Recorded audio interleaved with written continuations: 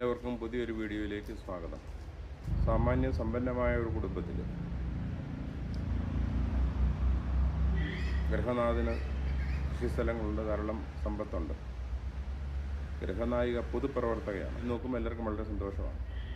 കണ്ടാൽ സാമാന്യം നല്ല വീടുണ്ട്, വീട്ടിലേക്കുള്ള ദൈനംദിന കാര്യങ്ങൾ വളരെ ഭംഗിയായിട്ട് നടത്താൻ തക്കവണ്ണമുള്ള ഭൂസ്വത്തുണ്ട്.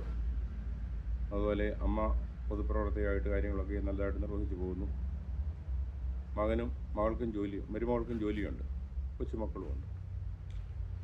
അതിൻ്റെ അകത്ത് ജീവിക്കുന്ന മരുമകൾ ഏറെ സങ്കീർണമായ ഒരു ജീവിതമാണ് നയിക്കുന്നത്.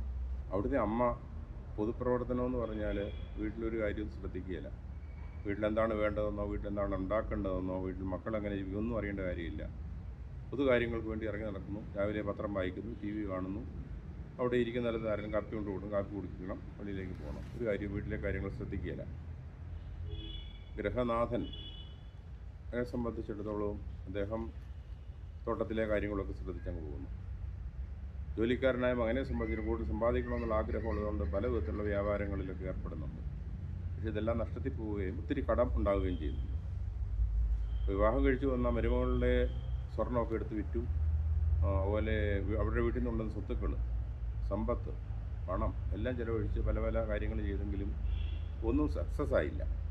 ഒന്നും സക്സസ് ആകാതെ വരുമ്പോൾ, ജീവിതത്തിൽ വളരെ പരാജയം നേരിടുമ്പോൾ വീണ്ടും ഓരോ ആഗ്രഹങ്ങളിൽ ഉണ്ടായി ഇറങ്ങിത്തിരിക്കുമ്പോൾ അദ്ദേഹത്തിൻ്റെ സ്വന്തമായ ജോലിക്ക് അപ്പുറത്താണ് ഈ കാര്യത്തിൽ പോകുന്നത്.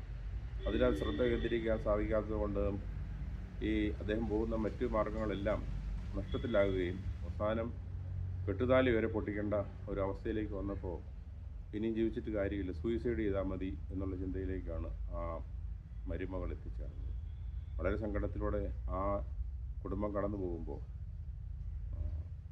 അവിടെ നിന്ന് കരകയറാനുള്ള ചിന്തകൾ, അല്ലെങ്കിൽ നല്ല ചിന്തകളും ജീവിതത്തിന് അർത്ഥവും വ്യാപ്തിയും പറഞ്ഞ് മനസ്സിലാക്കി ജീവിതം നശിപ്പിക്കാനുള്ളതല്ല, ജീവിതം ജീവിച്ചു തീർക്കാനുള്ളതാണെന്നും ജീവിതത്തിലെ ലക്ഷ്യങ്ങൾ പൂർത്തീകരിക്കുവാനും മക്കളെ വളർത്തി സന്തോഷപൂർവ്വം ജീവിക്കാനുമുള്ളതായ ഒരു ധൈര്യം നമ്മൾ പകർന്നു കൊടുക്കുമ്പോൾ മാത്രമാണ്, ദൈവത്തിൽ ആശ്രയിച്ച് കൂടുതൽ പരിശ്രമിച്ച് ബുദ്ധിപൂർവ്വം കാര്യങ്ങൾ നീക്കുമെങ്കിൽ മാത്രമേ